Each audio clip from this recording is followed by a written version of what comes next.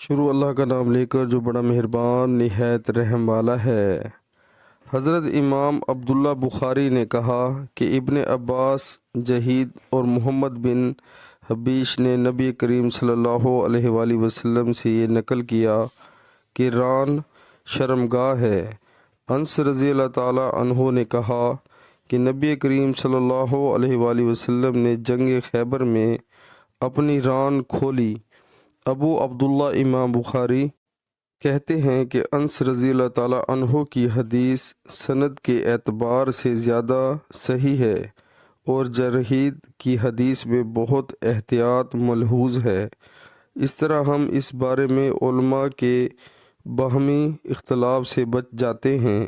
اور ابو موسیٰ اشعری رضی اللہ تعالیٰ عنہ نے کہا کہ عثمان رضی اللہ تعالیٰ عنہ آئے تو نبی کریم صلی اللہ علیہ وآلہ وسلم نے اپنے گھٹنے ڈھانک لیے، اور زید بن ثابت نے کہا کہ اللہ تعالیٰ نے اپنے رسول صلی اللہ علیہ وآلہ وسلم پر ایک مرتبہ وحی نازل فرمائی۔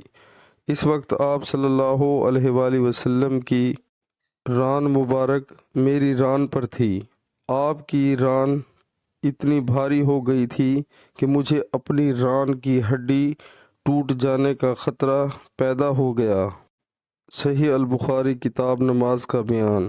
ران سے متعلق جو روایتیں آئی ہیں، پیارے مسلمانوں، اللہ تعالی ہمیں حدیث پاک سن کر اس پر عمل کرنے کی توفیق عطا فرمائے، آمین۔